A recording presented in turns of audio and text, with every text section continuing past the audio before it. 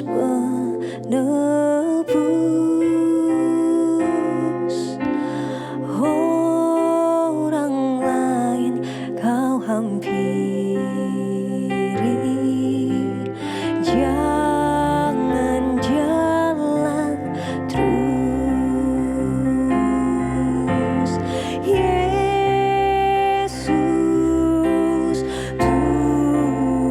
Tuhan, dengar doaku. Orang lain kau hampiri,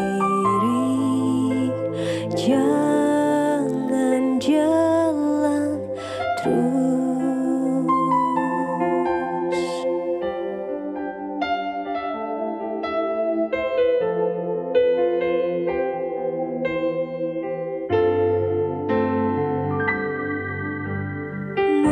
Mampirlah dengar doaku, Yesus penebus. Orang lain kau hampiri, jangan jalan terus.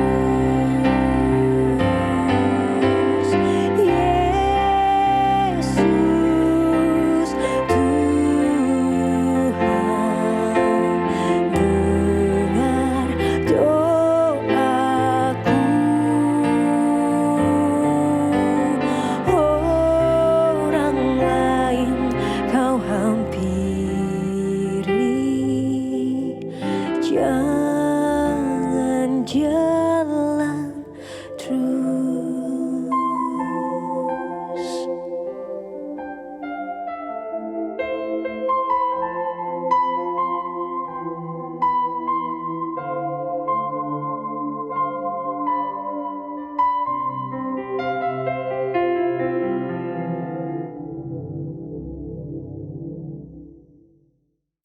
Hai Sobat Nongki semuanya dimanapun Anda berada. Senang sekali saya Ninda Vilas Putri balik lagi nih di Nongkiyuks. Kita bakalan ngobrolin kisah inspirasi bareng narasumber-narasumber yang luar biasa. Tentunya saya sudah ditemani oleh salah satu anak kos saya yang kok kayaknya galau. No, mohon maaf nih. Kenapa? Maaf banget. Kenapa? Itu Lagi gitar sedih. kebalik. Oh, itu yang bikin saya sedih dari Ya tadi. ampun, kenapa? Gak ada senarnya. Iya, dari tadi tuh gitarnya kebalik, Ino. Kebalik. Iya, coba dibalik dulu. Salah bukan gitu, Kenapa? Ino. Gimana? Ino, kenapa saya punya anak kos kayak gitu? Coba dibalik lagi. Iya, nah pinter banget ya Allah, Nah, ini Tuhan Yesus. gimana ini? Nah gitu, gimana dong? Iya, lagi sedih. Enggak, kamu kenapa? Lagi sedih. Sedih kenapa?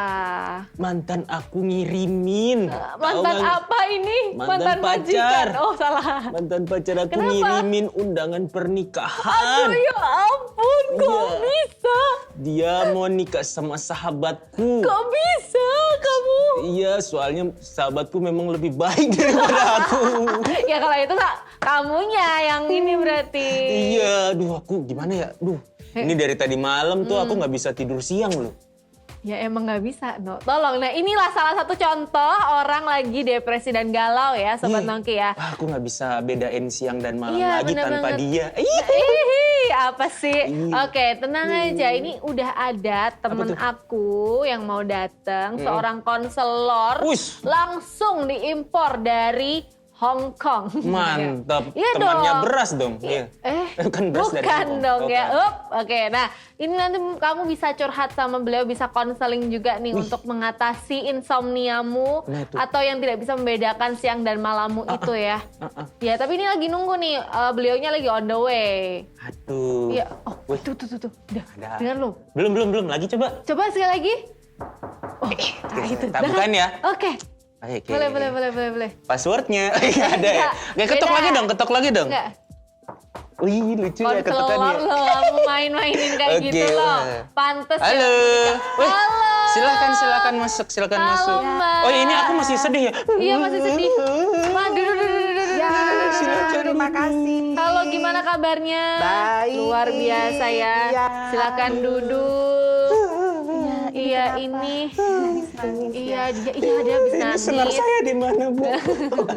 Bukan ya. Iya, ini apa anak kos saya itu tuh baru dapat undangan pernikahan dari mantannya. Katanya mantannya nikah sama sahabatnya, soalnya sahabatnya lebih baik dari dia. Ya kalau saya jadi mantannya juga pasti kayak gitu lah. Gitu. Wih, lagi sedih Iya, nih. iya, iya. Jadi Tante. ditinggal mantan ceritanya. Terus gimana tuh? Kasian ya. Oh, iya Bang, kasihan kan. Kalau kayak gitu tuh sampai katanya tuh nggak bisa tidur, insomnia kayak gitu. Itu berarti udah butuh konseling belum ya Bu ya? Ini kan Bu Rosa sebagai selaku konselor tuh kan berarti sudah tahu ya rambu-rambu manusia yang kira-kira kayak Ino barusan ini. Ya. Ya, kamu butuh konseling apa butuh pacar baru? Kalau Solutif. pacar yang bisa konseling lebih bagus. Tidak ya. Agak Iya, bener-bener. iya. Ya, keluhanmu apa ditinggal mantan itu tadi, Mbak Ninda? Keluhannya sih iya, saya selalu terbayang-bayang ini suaminya sekarang. Loh kok suaminya? Saya ini maksudnya. Kok jadi Ya maksudnya suaminya kan ya? teman. Oh iya kan sahabat ya. iya. Bener-bener. Jadi ditikung ceritanya ya, Iya, sama saya sahabat sendiri. ditikung, betul. Kelihatan muka-mukanya kayak tikungan gitu. Iya, Ya. belok. Oke. Iya. Oke, berarti kamu punya kemarahan nih ya berarti Ah, ada loh. kemarahan ya. Mbak Ninda, kamu punya kemarahan. Nggak cuma ini. sedih berarti ya? Bukan, dia lebih ke marah gitu Lebih ke karena marah ya? dia sudah percaya nih sama sahabatnya. Tiba-tiba sahabatnya ambil tuh pacarnya kan. Oke. Terus dia juga pertama marah karena sudah ditikung sama sahabatnya sendiri. Yang kedua, dia merasa dikhianati ya sama si cewek itu ya. Iya, betul, Karena cewek. tidak setia kan. Oke. Lebih bener-bener. memilih sahabatnya. Meskipun sahabatnya lebih baik gitu ya. Oh, Ya itu Iya, personal maksudnya itu akhirnya kan pilihan ya. Benar. Betul. Belum tentu kan udah pacaran berapa tahun sih? Bro, katanya 10 tahun tadi. Enggak. Oh, itu kalau rumah udah 20. lunas ya cicilannya 10 Iya. tahun ya. Iya benar. Ya. Rumah ya. Ya KPR kan. Juga sih. Iya. Jadi itu tidak menjamin Oh, 10 tidak menjamin tahun. ya. Terus misalnya ada seseorang yang ini, ya bisa aja dia pilih yang lain. Mungkin waktu itu namanya teman Kak Dinda siapa? Oh, namanya Ino. Oh, Tadi lupa iya. mengenalkan. Iya, Terima iya, kasih iya. sudah diingatkan. Saya Ine. Siapa tahu Kak Ino itu mungkin selama 10 tahun tidak pernah memberi kepastian begitu sama si Waduh. ceweknya. Bisa jadi Iya kan? sih. Itu real lagi. Iya. Oke. Jadi ya udah ini datang yang baru 2 bulan, udah deh dia lebih bisa memberi kepastian, keyakinan, udah ambillah. Oh gitu. Tuh, dengarkan Begitu, dan Mbak Ninda. coba direnungkan lagi deh Ino ya. Nah, Ikuti sesi konseling aja. itu Bu Rosa ini merupakan seorang konselor yang ada sesi konseling juga ya. Iya. Di mana itu? Di gereja ada. Di gereja ada. Kita memang ada pelayanan konseling. Di Dan Kejayaan. memang kesibukan sehari-hari konselor ya, seorang konselor ya. Iya, salah satunya seperti itu Mbak Ninda. Kok bisa nyemplung di dunia konselor tuh gimana sih? Oh gitu ya? Iya, nyemplung kan akhirnya atau memang cita-cita jadi konselor? Oh enggak juga. Dulu saya cita-citanya jadi chef. Wah? Tapi enggak jadi. Enggak jadi. Jadi Iya. apa ya? Kenapa saya kok terlibat lebih banyak di pelayanan konseling sebagai konselor awam? Itu karena dulu tuh saya seneng konseling Mbak Ninda. Jadi Saya Bu tuh seneng Rosanya malah yang Saya konseling ya? menikmati proses konseling gitu ya. Namanya setiap kita manusia hidup tuh kan pasti punya pergumulan, Betul, ya kan? Karena betul. kan kita masih ada perasaan, kita masih ada emosi, kita masih punya hati, kita masih hidup seperti ini kan? Iya, betul. Kita tidak rentan dengan segala masalah kan? Nah, disitulah saya tuh seneng gitu loh untuk konseling. Terus saya merasa dalam proses konseling ini saya ditolong gitu. Ditolong untuk mengenali diri saya sendiri dengan banyak hal yang terjadi dalam hidup saya, begitu. Jadi dalam proses itu akhirnya ada satu teman yang mengajak untuk bagaimana kita membuat sekolah malah sekolah konseling untuk memberi pembekalan sebagai konselor-konselor awam. Oh. Jadi seperti itu ceritanya awal mulanya karena saya dulu yang melakukan sendiri, mengalami sendiri, akhirnya saya merasa betul-betul ditolong. Akhirnya saya juga ingin ya bisa menolong orang lain juga begitu. Tapi kan kalau menjadi konselor itu modal utama menurut saya ya, selain daripada memang ada pengetahuan basic dan lain sebagainya masalah perilaku dan lain sebagainya adalah mendengarkan ya, bukan hanya mendengar ya, Betul, mendengarkan. betul, Tapi betul, memang Bu Rosa sendiri tuh pada dasarnya suka mendengarkankah atau sebenarnya ya nggak juga gitu. Tapi akhirnya karena jadi konselor akhirnya terlatih untuk mendengarkan. gitu. Ya, waduh ini pertanyaannya menarik ya. Karena kan sebagian besar orang kan seneng ngomong ya, Iya. seneng didengarkan, betul ya. Jadi dia seneng ngomong gitu, seneng bicara gitu. Tetapi ada juga banyak orang juga yang tidak suka bicara, ya kan? Dia lebih senang diem. Nah, tetapi bagaimana kita bisa mendengarkan dengan baik, begitu? Itu tidak, maksudnya mau orang yang diem, kalem gitu ya, tenang, atau dengan orang yang banyak bicara, sama aja sebenarnya. Jadi orang yang tenang, orang yang kayaknya kalem gitu, belum tentu dia bisa mendengarkan dengan baik. Oh. Nah, sama kalau misalnya saya nih orangnya berisik ya, orangnya meriah ya, banyak Iya, iya. ngomong gitu ya, suka cerita Cheerful, gitu. positif. Cheerful. Ya. Puji Tuhan. Tapi belum tentu juga saya tidak bisa mendengarkan dengan baik. Nah, jadi mendengarkan dengan baik itu sebenarnya bisa dipelajari oleh siapapun. Dengan tipe orang ya, tipe kepribadian orang tuh bisa gitu. Mbak Ninda. Nah, mendengarkan itu tidak hanya mendengarkan terus domblong, Iya. terus jadi kita ngalamun gitu loh. Enggak, tapi mendengarkan yang baik itu menjadi pendengar yang baik itu benar-benar mendengarkan dengan sepenuh hati. Jadi fokus, konsentrasi dalam arti saya hadir buat kamu, saya mau mendengarkan kamu. Jadi kayak Tuhan tuh menciptakan kita punya 2 telinga, kita diberi 1 mulut supaya kita lebih banyak mendengar atau mendengarkan dengan baik. Jadi seperti itu. Jadi mendengarkan yang dengan baik itu seperti apa? Ya mendengarkan fokus saya hadir buat kamu dan saya bisa memperhatikan kamu. Jadi saya bisa mengerti apa sih sebenarnya kamu cerita ini tuh message-nya apa ya? Message-nya apa? Ya, kamu sebenarnya mau cerita apa ya ini? Kadang-kala ya ada orang tuh cerita Muter-muter. Wah, bisa nih. Kalau kita mendengarkan dengan baik, kita bisa ngasih sesuatu. Kita bisa menarik sesuatu. Kamu kayaknya lagi bingung ya? Misalnya, loh kok bisa? Kamu kayaknya ngomongnya muter-muter loh dari tadi ya, gitu. Nah itu berarti kita bisa mendengarkan dengan baik. Artinya kita bisa menangkap message-nya ini mau apa? Atau orang ini seperti apa? Bahkan kita bisa mencatat banyak. Dan kita kalau misalnya ini kita bisa menggali lebih jauh. Kalau di dalam konseling, kita belajar satu teknik itu sebenarnya Mbak. Nah, ini tekniknya nih. Itu adalah active listening. Active listening. Bagaimana Jadi, itu? mendengarkan dengan aktif. Mendengarkan dengan aktif. Gitu, dengerin. Kalau sampai begini-begini gitu, telinganya. Itu gimana sih? Mendengarkan dengan aktif itu bukan terus gini Iya. gitu ya, enggak. Tapi fokus itu tadi ya. Fokus. Jadi kita mendengar, terus kita melihat gesturnya waktu dia Menyimak bercerita akhirnya. seperti ini. Misalnya dia sedang ditinggal oleh siapa gitu Pacarnya ya. tadi, Pacarnya. Ini misalnya tadi contoh ya. Betul, kan, contoh kasus. ditinggal sama ini. Nah, waktu cerita tuh kita lihat fokus gitu. Jadi kayaknya kamu ini ya, kayaknya marah banget ya, atau kamu sedih banget ya gitu. Jadi kita bisa memberikan feedback, terus kita bisa menangkap ini tuh sebenarnya sedang apa dan kita bisa menolong lebih jauh. Akhirnya itu nanti active listening. Oke, akhirnya nanti advance-nya ya sudah lebih lanjutnya bisa menolong gitu. Betul. Gitu. Tapi memang mendengarkan tuh saya aku itu Harus sangat-sangat aktif. Jadi bukan domblong. bukan domblong kayak oh ya udahlah serah gitu. Terus bablas aja terus Iya, kita iya. nggak bisa ngapa-ngapain. Langsung nge-hang gitu loh kayak sorry tadi ngomong apa kayak gitu ya. nah, itu udah orang udah kesel karena tidak merasa tidak diperhatikan. Iya ya. benar-benar. Wah, itulah salah satu tips untuk bisa memperhatikan orang. Salah satunya adalah mendengarkan itu tadi ya. Akan banyak lagi ngobrolan yang luar biasa, tapi akan ada yang lewat dulu setelah pariwara berikut. Jangan kemana-mana, tetap di Nongkiux.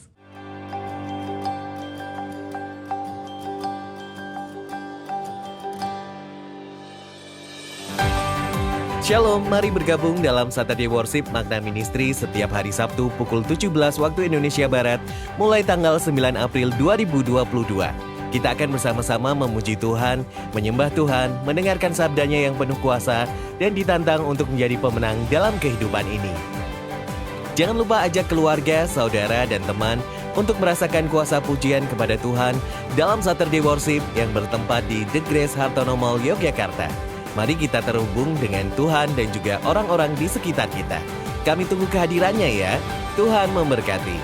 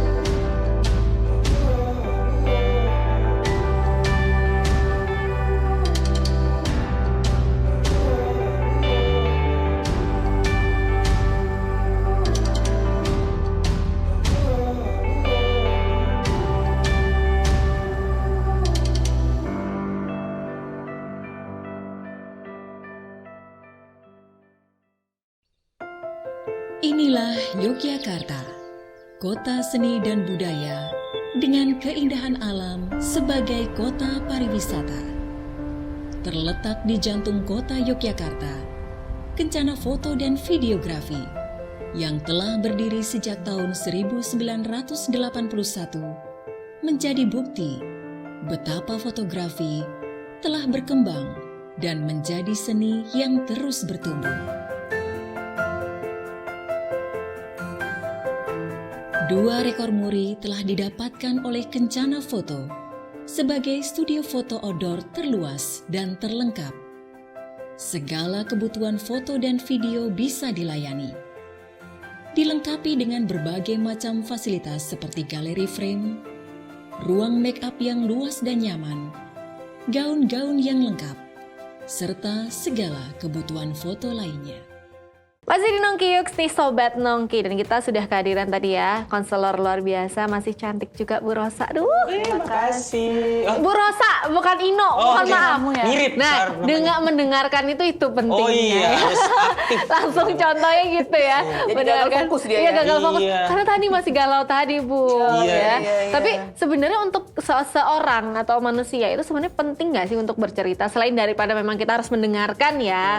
Tapi kan apakah kita juga, karena kita diciptakan 2 telinga dan 1 mulut, apakah kita juga sebenarnya cerita tuh sepenting itu gitu?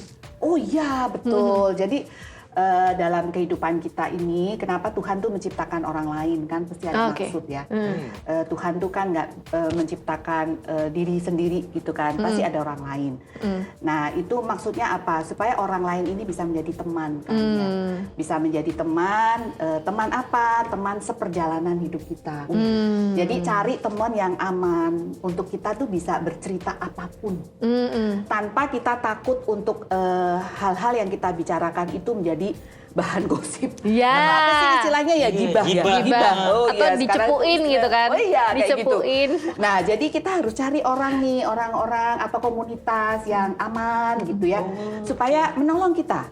Menolong kita untuk bisa mengenali diri, menolong kita untuk ada orang yang mendengarkan kita, ada orang yang peduli dengan hidup kita. Jadi kita nggak merasa sendiri. Banyak tuh di luar sana ya orang-orang yang mengalami kesepian atau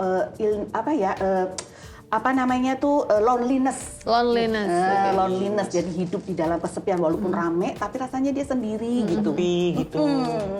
Kapan Jadi kita, perlu. kapan kita merasa atau oke deh, aku harus cerita sama orang nih. Kadang kan ada orang yang dia kayak, no I'm fine, Ya, thank you, betul, gitu, next gitu kan. betul. Tapi apakah orang-orang seperti itu malah sebenarnya yang harus cerita, atau ada momen-momen tertentu akhirnya kayaknya emang aku harus cerita deh gitu. Ya, betul.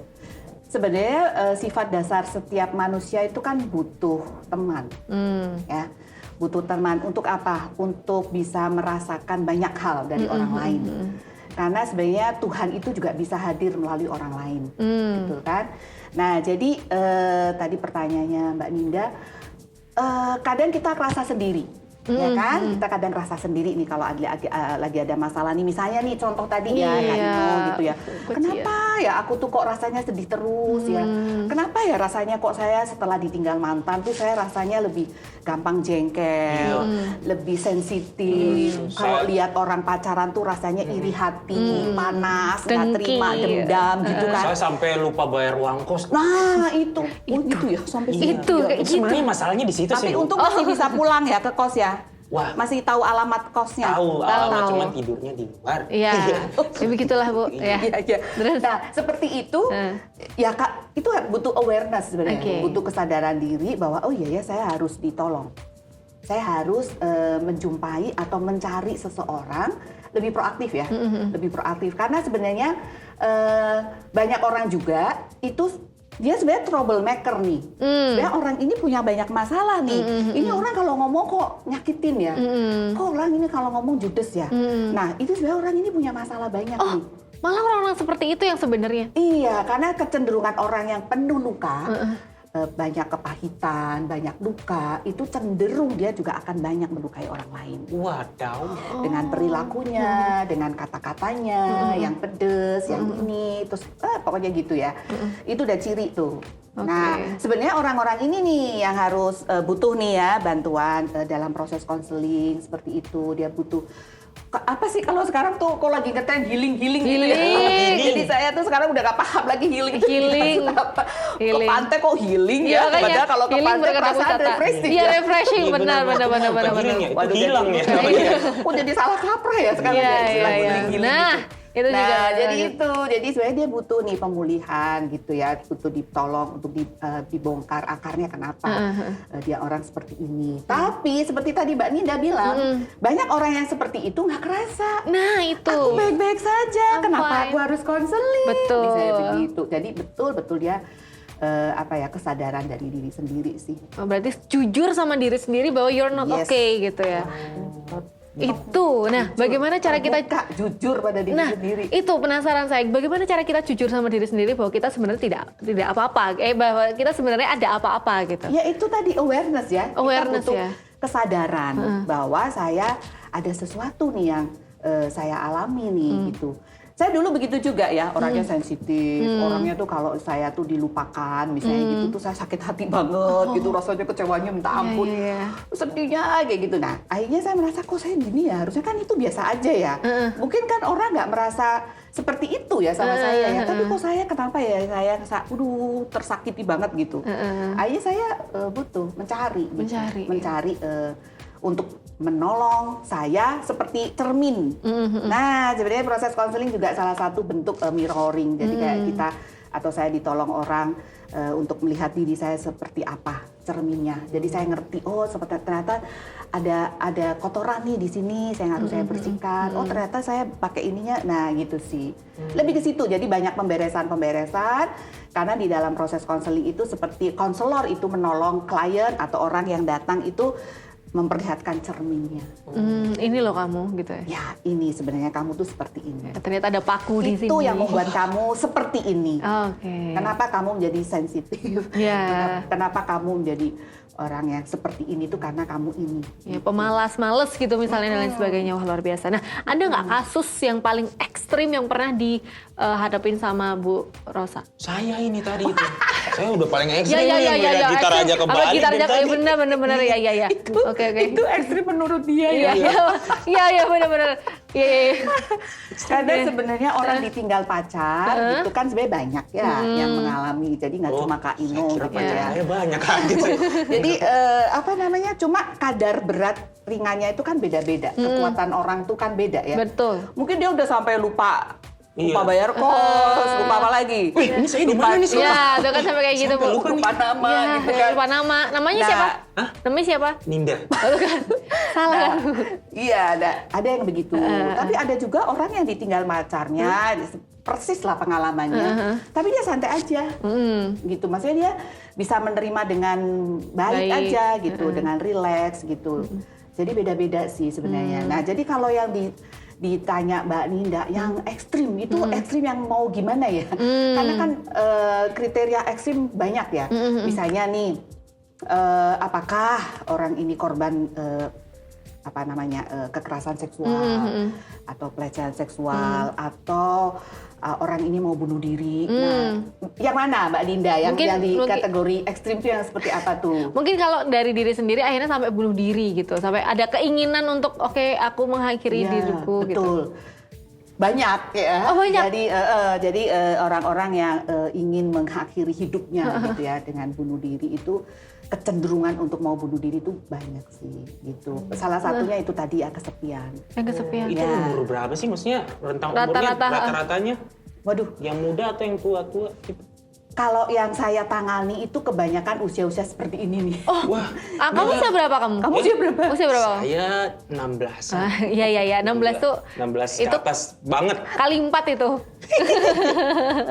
Iya, pokoknya begitu ya. Jadi ada anak-anak remaja gitu ya juga ingin mengakhiri hidupnya karena itu tadi ya, pertama karena dia merasa sendiri, tidak ada orang yang peduli dengan dia, tidak ada orang yang mengasihi ya, dia tidak cukup untuk menerima cinta kasih dari banyak orang. Terus bisa juga dia karena korban perkosaan, jadi terlalu berat ya, terlalu berat yang harus dia tanggung, yang harus dia beban itu terlalu berat.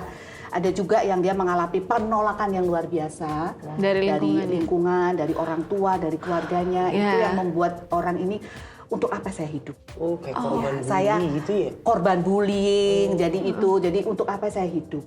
Banyak juga sebenarnya dia bukan dia korban, tapi sebenarnya dia tidak korban ya, tetapi sebenarnya pelakunya itu orang lain, tapi dia merasa ini salah saya.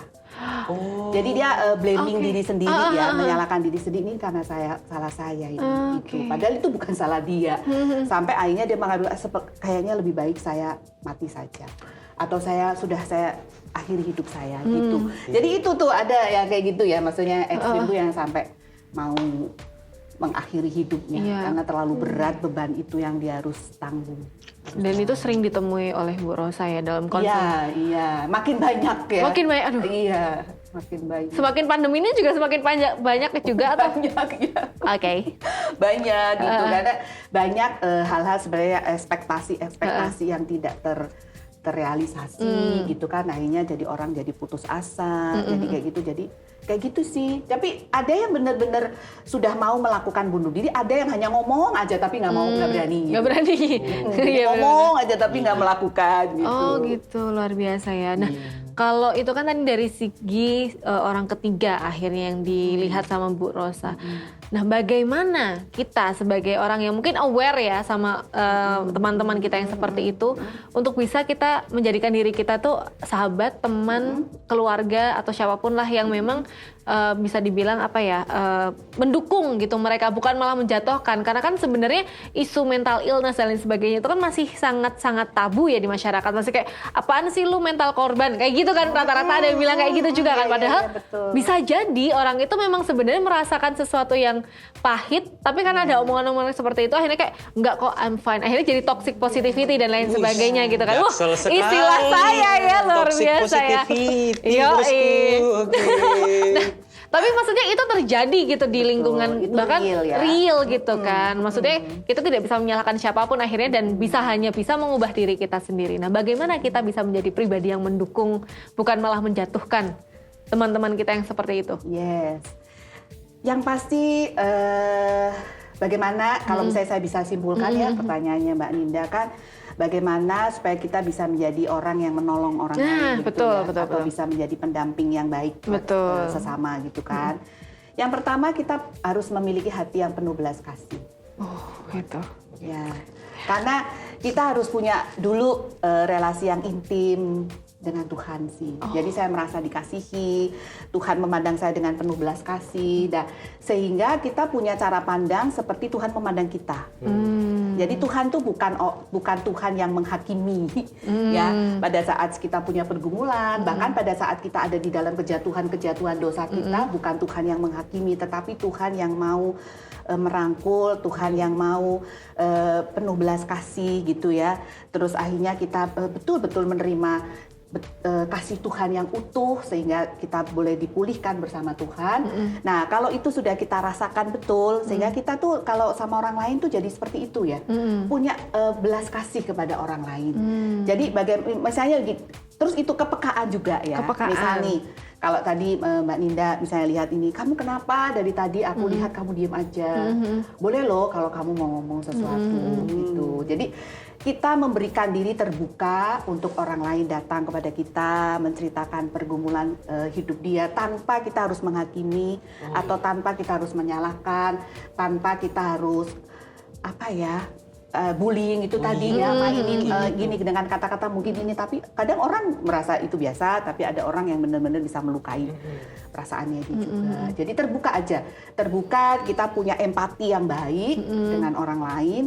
Dan kita menawarkan diri, aku selama ini sudah deket loh sama kamu boleh loh kalau misalnya sekali-sekali atau sewaktu-waktu kamu cerita, aku ingin mengenal kamu lebih jauh, aku mau jadi teman kamu. Sama pasangan juga begitu ya, kita lebih terbuka, lebih mau menjadi teman dia, tanpa harus menyalahkan ya.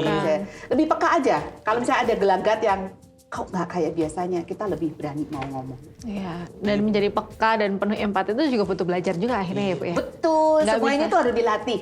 Oke. Semuanya itu harus dilatih ya. Perilaku kita itu juga harus dilatih. Kita harus butuh juga ya teman-teman, butuh komunitas juga yang baik, yang sehat, supaya kita bisa terus bertumbuh sebenarnya. Luar biasa.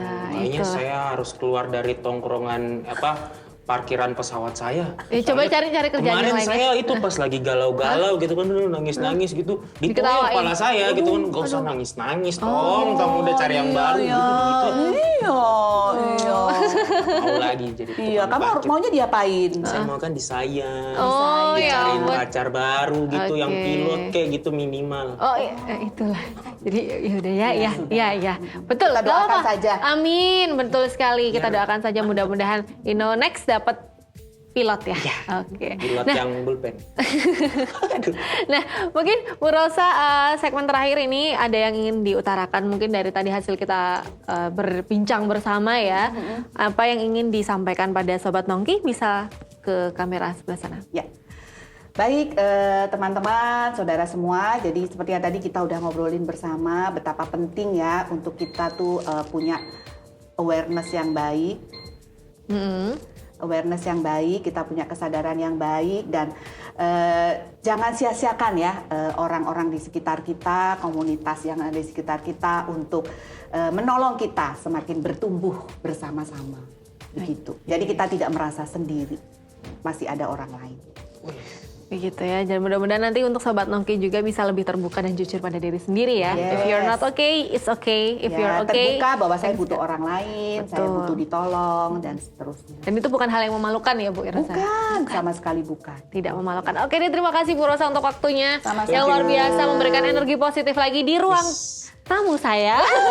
Ini ruang tamunya indah banget. Terima cantik kasih. banget. Ini Mirip di- apa ya? ya. Saya pernah lihat. Iya, ini desain by Makna Ministry, nggak tahu kan? Oke. Iya dong. Kapan-kapan lah ya kalau saya datang sini boleh mampir lagi. Boleh banget, jangan Ngopi-ngopi bareng. ya, jangan sungkan pokoknya ya.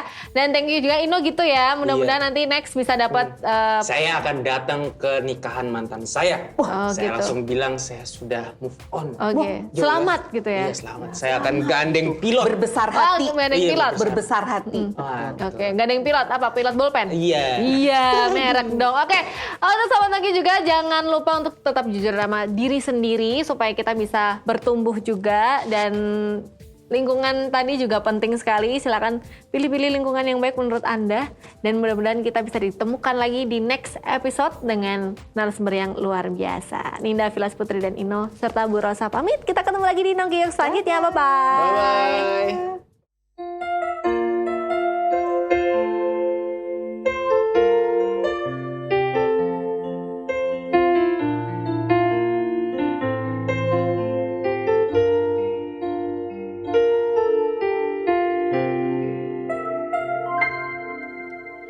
Dia buka jalan saat tiada jalan, dengan cara yang ajaib.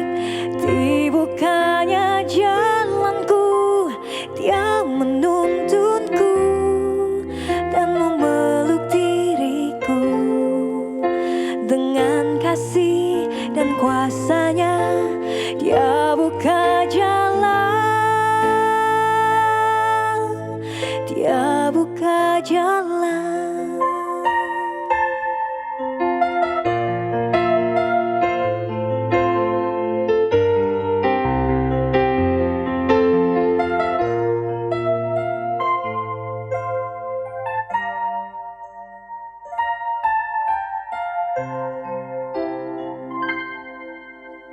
Dia buka jalan saat tiada jalan, dengan cara yang ajaib.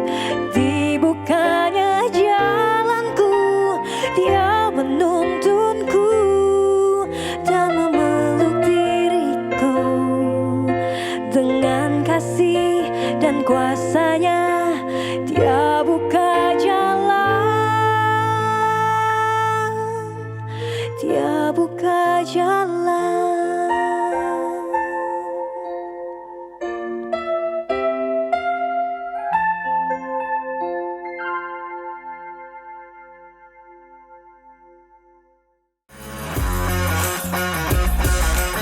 Shalom sahabat makna, Sate Bang Jack adalah sebuah program saat teduh yang mengajak kita menyediakan waktu khusus untuk merenungkan sabda Tuhan setiap hari. Firman Tuhan ini yang akan menuntun kita untuk menjalani kehidupan kita yang penuh dengan tantangan. Doa kami adalah supaya renungan singkat ini bisa menjadi berkat bagi sahabat makna dimanapun Anda berada. Untuk permohonan doa dan konseling dapat dikirimkan ke nomor 0878 78 75 75 54.